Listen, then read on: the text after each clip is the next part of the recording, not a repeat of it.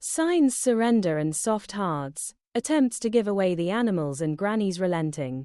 There is a particular rhythm to the way the Clampett family approaches an impossible problem, and nowhere is that rhythm more tender or more comic than in the long-losing battle to reduce the number of animals in the mansion. I have always watched these scenes with a feeling close to protectiveness because they reveal the exact point at which principle and affection collide inside people who have never learned to keep the two separate. Ellie Mae cannot give the dogs away. Granny cannot live with them.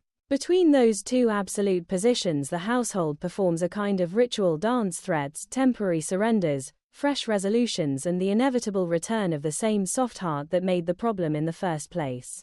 The signs are Ellie Mae's first public attempt at a solution, and they are doomed from the first brushstroke. She paints them with the same earnest concentration she brings to every act of care. Free dogs to good homes. The words are simple and hopeful. The execution is pure Ellie. Some of the letters are backwards. The lettering is so small that Jed observes a driver would have to come through the front door to read them. One sign ends up close enough to the street to become a traffic obstacle. When Jed tries to correct the spelling and the scale, Ellie accepts the help with the polite gratitude of a person who does not actually want the project to succeed. I have always found this detail almost painfully accurate. She is going through the motions required by the crisis, yet every imperfect letter is a quiet act of resistance. If no one can read the signs, no one can take the dogs. The failure is the point. The trip to the pet shop produces the purest expression of her character in the entire arc. She leaves with a truck full of animals that must be rehomed. She returns with a truck full of new animals because she couldn't stand to see them in cages. The arithmetic is catastrophic and completely consistent. Suffering for Ellie Mae is not an abstract category. It is a specific pair of eyes looking out through wire. Once she has met those eyes, the animal is no longer eligible for abandonment. Jed's mild attempt to establish that these are not even the same dogs she left with is met with the serene acknowledgement that of course they are not. The old problem has been replaced by a fresh one of equal size. The cycle does not break, it simply changes its fur. Granny's responses to these developments form a perfect emotional pendulum. There are moments when the pressure of muddy floors, missing boots, and the constant low sound of panting becomes too much, and she issues the familiar ultimatum. If I find one critter still around here by sundown, I'm gonna make a rug out of him. The threat is delivered with the full force of Irene Ryan's gift for volcanic certainty. In those moments she means it. The house is no longer hers. Her authority has been eroded by an army of creatures that do not recognize authority. Something has to be restored, even if the restoration requires the most drastic measures. And then Ellie begins to name them. The naming is the weapon Granny has never found a defense against. Miranda, Esmeralda, Aubrey, Elmo, Leticia, Boris, Natalie. Each name extracts a small visible cost. Irene Ryan plays the erosion of resolve with extraordinary precision, the slight shift in the shoulders, the eyes that look anywhere but at the girl who is speaking, the voice that grows quieter even as it tries to remain firm. By the time the list is finished, the rug-making project has already been postponed. All right, I'll give them one more chance. The critters can stay. The surrender is never permanent. Everyone in the room knows it is only a stay of execution. Yet the fact that it keeps happening episode after episode, year after year, tells the real truth about Granny's heart. She can threaten mass conversion into floor coverings. She cannot look at a creature Ellie has claimed and then turn it out. I return to these exchanges whenever I need to remember how actual families negotiate the limits of tolerance.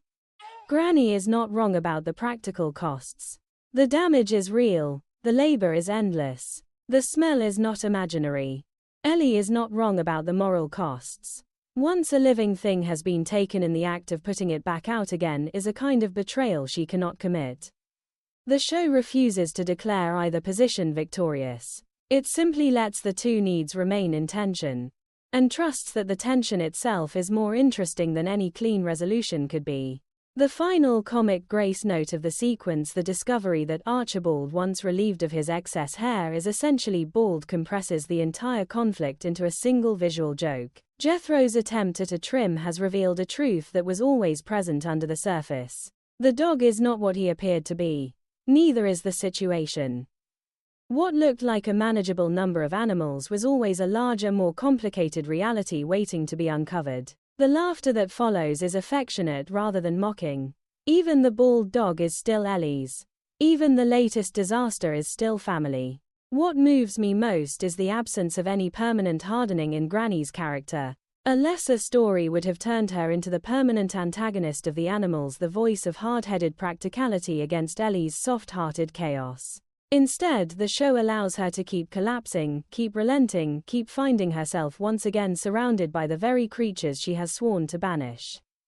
The collapses are not weaknesses. They are the places where her love for Ellie becomes visible. She can scold the girl, threaten the dogs, announce her imminent departure from a house that has become a kennel. What she cannot do is make Ellie cry. The moment the naming starts, the battle is already lost and both of them know it. By the end of these scenes, the signs have failed, the pet shop plan has backfired, the ultimatums have been issued and withdrawn, and the mansion contains, if anything, more animals than it did when the crisis began. Nothing has been solved, everything has been felt. And in the feeling there is a kind of rough, enduring success. The family has once again chosen the messier form of loyalty over the cleaner form of order. The dogs remain. Granny remains. The war continues as it always will, underwritten by a soft-heartedness that neither side can finally eradicate. I leave the sequence each time with the same quiet gratitude. In a world that often treats living things as problems to be managed, there is something almost radical about Ellie Mae's refusal to manage them at the cost of their presence. And there is something equally radical about Granny's inability to stay angry once the living things have been given names. Between the imperfect signs and the postponed rugs, between the new dogs from the pet shop and the bald truth under Archibald's fur, the Clampetts once again demonstrate the only mathematics that has ever really mattered to them. The heart will not do arithmetic. It will only keep counting the ones who need to stay,